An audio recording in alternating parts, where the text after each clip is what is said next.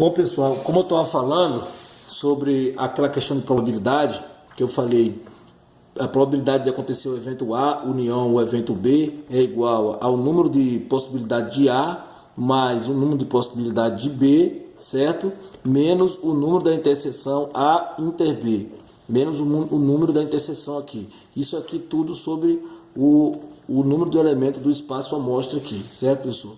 Então, isso aqui, na verdade, esse mais aqui significa ou. Então, se eu digo, se eu jogar um dado para cima e acontecer uma coisa ou outra, ou seja, ser par ou maior que 2, então eu tenho ser par 3 maior que 2, eu tenho 5 possibilidades? Não, tenho 4 possibilidades.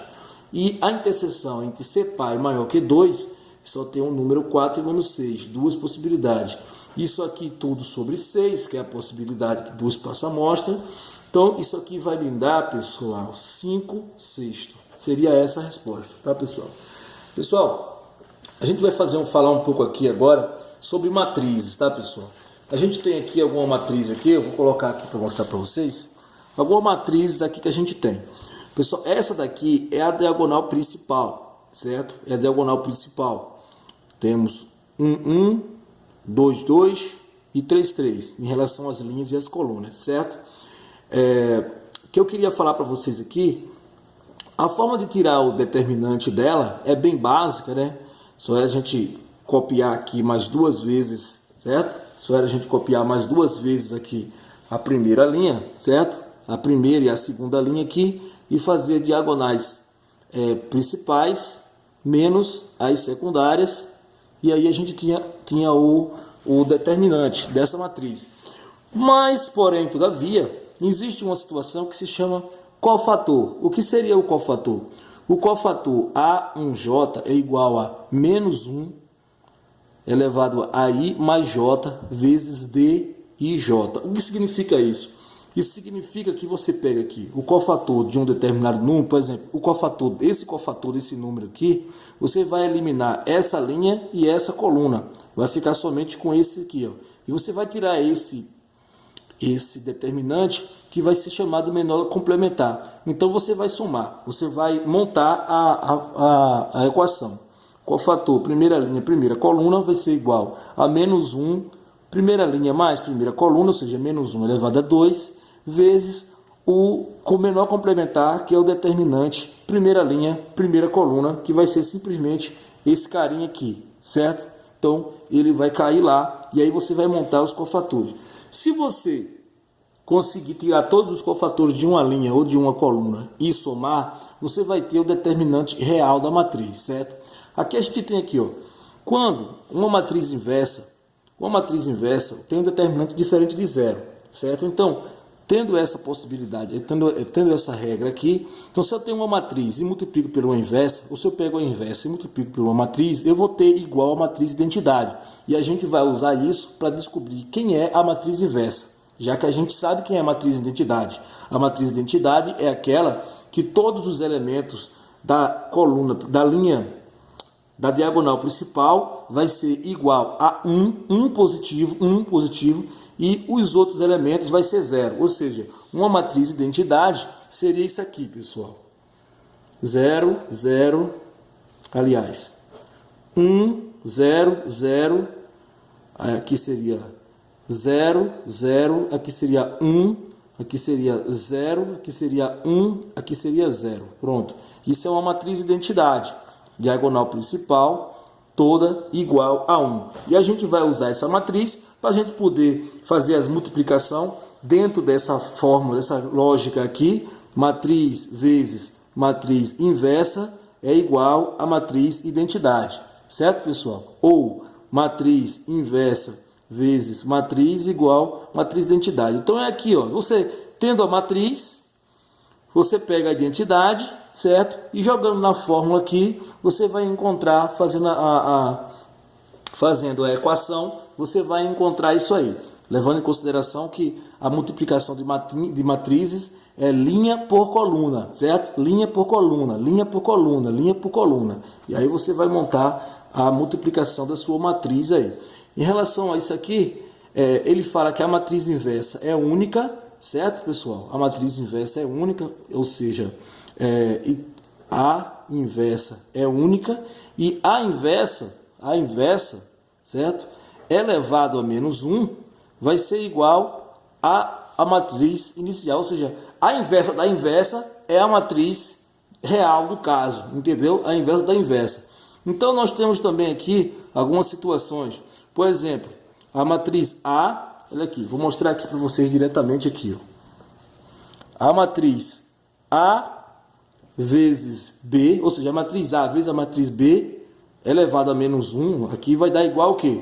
A inversa de A vezes a inversa de B, certo? A inversa de A vezes a inversa de B. Aqui é a mesma coisa. A matriz transposta, que é um T aqui, tá, pessoal? A matriz transposta inversa é igual à inversa da transposta. É uma complicação aqui, né, pessoal? Mas a transposta é aquela matriz que a linha passa a ser a coluna da outra. Ou seja, a linha da transposta passa a ser a coluna da principal, certo? Ou seja, você está transformando linhas em colunas. Você está criando a matriz transposta, está transportando a linha por coluna, certo? Aí tem o determinante de uma matriz transposta, tá, pessoal? O determinante de uma matriz inversa, que diga, né, pessoal? O determinante de uma matriz inversa é igual ao inverso, ó, 1 sobre o determinante da matriz real, certo? Vale a pena aí vocês fazerem o teste aí para a gente ver que na prática essas coisas, certo? Aqui, ó, a matriz transposta é igual à matriz principal, a matriz do começo da história.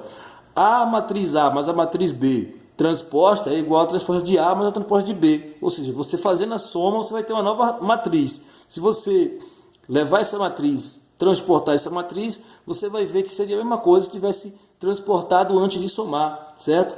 Aqui, ó, um número qualquer multiplicado por uma transposta, multiplicado por uma matriz, e depois isso fazer uma transposta dela, certo? Vai ser igual a multiplicar o número já fazendo dela transposta, certo, pessoal? Isso aqui é matriz, isso aqui não tem nada a ver com potência não, tá, pessoal? Isso aqui é matriz, é transposta. Então aqui você tem a multiplicação de duas matrizes e no final você leva a transposta. Transposta ela. É a mesma coisa de você transportar ela antes de fazer a multiplicação, certo, pessoal? Aqui, pessoal, tem uma situação aqui que se chama sistema linear, tá, pessoal? Sistema linear. Então aqui eu tenho um sistema linear aqui, ó, x, y, z igual a 6, x menos y mais z igual a 2, x mais y menos z igual a 2. Então ele fala o quê? Que se você pega uma matriz onde os coeficientes são, onde os números da matriz são os coeficientes das equações, certo? Quando você tirar o determinante, você vai ter o determinante dessa matriz, certo? E agora você pega os valores que seriam, a coluna dos valores que seriam das equações, e você coloca, por exemplo, pega esse valor aqui, coloca na casa do x aqui, o que equivalia à casa do x, certo? E aí você coloca os outros, permanece com os outros valores. Então, quando você tirar esse determinante, você vai ter um determinante. Esse determinante vai ser o determinante x elevado, x igual, vai ser o determinante x, certo?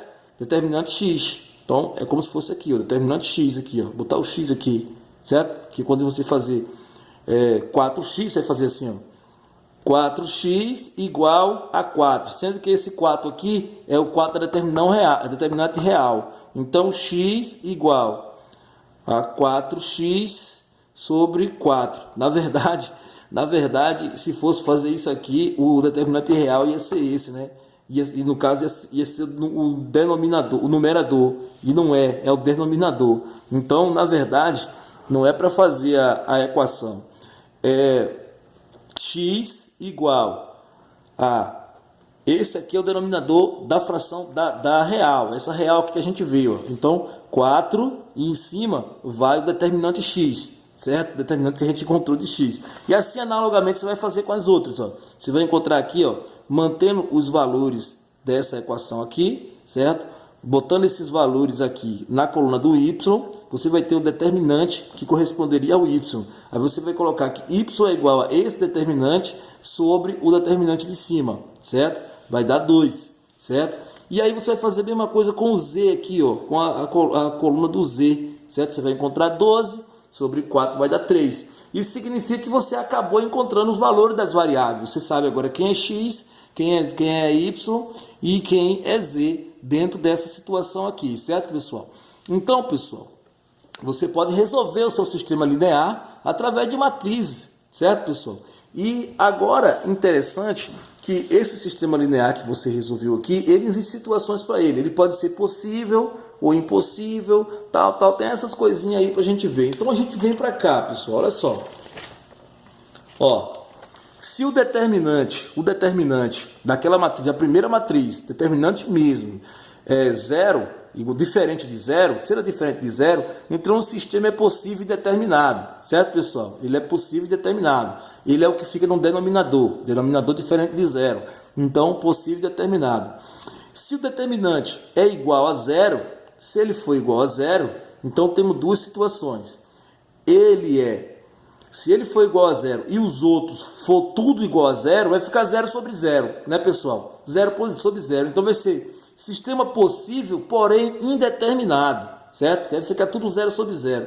Mas se ele for zero e pelo menos algum dos outros, for diferente de zero, quer dizer que vai ficar zero sobre um número natural, certo, pessoal? Então isso aí realmente vai ser sistema impossível, tá, pessoal? Vai ser sistema impossível. Eu tenho uma situação aqui para a gente aqui, que é justamente sobre o teorema do resto. Se você tem um polinômio x, certo? E está dividido pelo um polinômio x menos a, então se você pega o polinômio raiz de x menos a, certo? E resolver isso aí, ele vai dar para você o resto, certo? Vai dar para você o resto. Então, muito interessante isso aí. Você pega um polinômio lá, dividido por x menos a, então você pega o polinômio raiz de x menos a. Ou seja, você pega aqui, tira a raiz de x menos a, e no lugar do x do polinômio, você coloca a raiz de x menos a. Então, você vai ter, no caso aí, o resto como resultado desse polinômio. Aqui eu tenho uma fórmula aqui, ó, m igual a c vezes i mais 1 elevado ao tempo, tá, pessoal? Isso aqui é muito importante. Isso aqui é a fórmula de juros compostos. Dá para resolver muita questão com juros compostos nessa situação aí, tá? Deixa eu ver se tem alguma coisa mais legal para gente mostrando aqui. Bem, pessoal, eu tenho aqui a lei do seno, certo, pessoal? Lei do seno.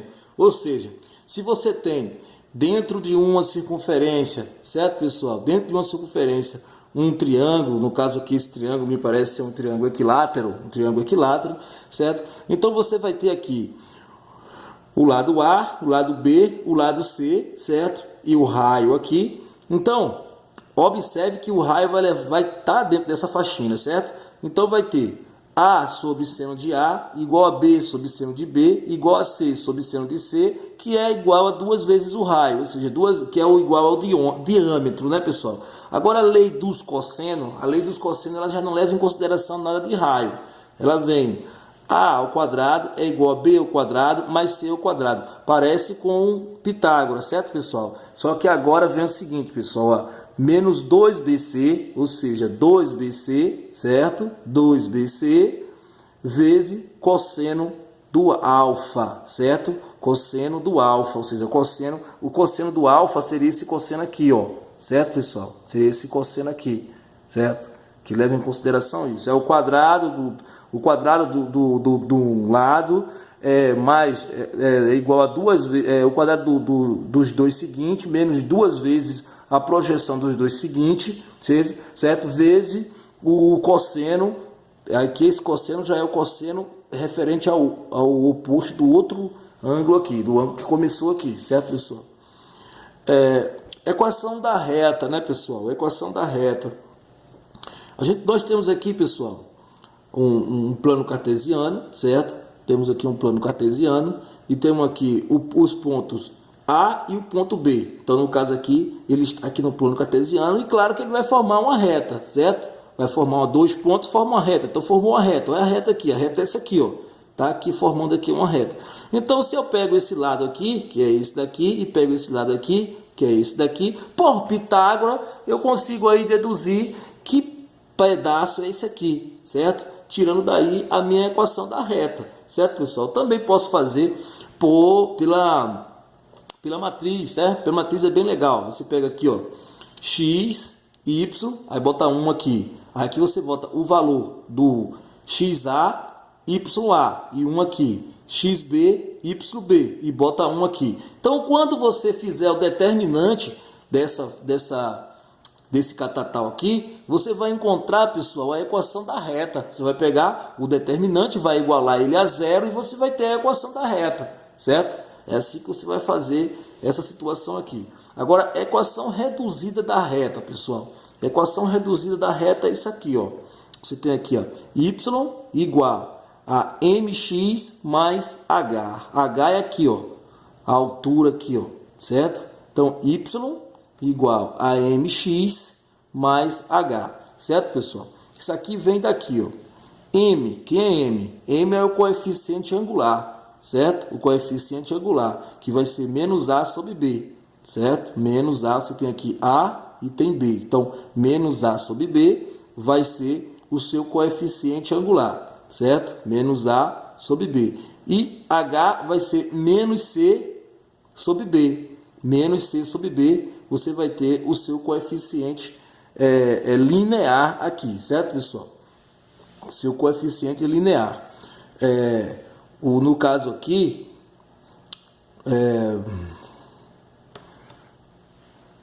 aqui, pessoal, o n que a gente tem aqui, ele também é conhecido como a tangente do ângulo θ, certo? Tangente desse ângulo aqui, ó. Então, a tangente é o quê? Tangente seria cateto oposto sobre cateto adjacente, né? Nessa situação aqui, você conseguiria encontrar a tangente dessa forma: cateto oposto, que é esse cateto aqui, cateto oposto, menos cateto adjacente, certo? Então, com essa situação aqui, m igual a isso aqui, você chegaria à equação da reta também aqui, certo, pessoal? Você faria aqui m, que é a tangente do θ, igual a yb menos ya sobre xb menos xa, certo? Dependendo aqui da situação dos valores que forem dados, você vai conseguir chegar aqui, ó, mxb menos xa igual a yb menos ya, certo, pessoal? Então, você aqui também vai conseguir trabalhar com essa equação da reta aqui, certo, pessoal? Pessoal, tem essa equação aqui também, que essa equação aqui, eu vou até levantar um pouco mais para vocês. Ela é dada o seguinte: tem uma reta aqui, e é dada o ponto y, certo? E o ponto x aqui, certo? X e y, certo? Só que aqui, pessoal, a gente tem um ponto P, certo? Um ponto PQ aqui, ó. Ponto PQ aqui, onde aqui, ó, aqui é o eixo do Y, certo? Aqui é o eixo do X, certo? Então, o ponto PQ aqui, esse ponto PQ, ele tem o P aqui, certo? E o Q aqui, certo? Ponto P e o ponto Q, na verdade, é o ponto P aqui, ponto P e o ponto Q aqui. Eu coloquei esse lado de cá, ponto Q. Então, o ponto Q seria Q0 e o ponto P seria P0. Então, você faz x sobre P mais y sobre Q igual a 1. Seguindo a lógica aqui, né? Y sobre Q mais x sobre P igual a 1. Então, você tem aqui a fórmula segmentada da equação. Levando em consideração também que se a gente tem duas retas e tem coeficientes lineares perpendiculares, então o coeficiente da 1 é igual a menos 1 sobre o coeficiente da outra, certo? Então essas retas nesse caso serão perpendiculares. Agora, pessoal, temos aqui uma equação da circunferência. A circunferência ela é elevada ao quê? Ela vem da fórmula da circunferência, da fórmula, no caso, da área da circunferência, né? Da área do caso na área do comprimento do círculo, peraí, viu? R ao quadrado πr ao quadrado. Então você tem aqui x menos a ao quadrado, x menos a ao quadrado, mais y menos b ao quadrado, igual a r ao quadrado. Na verdade, pessoal, vem de um teorema de Pitágoras aqui assim, né, pessoal? Teorema de Pitágoras aqui assim, né?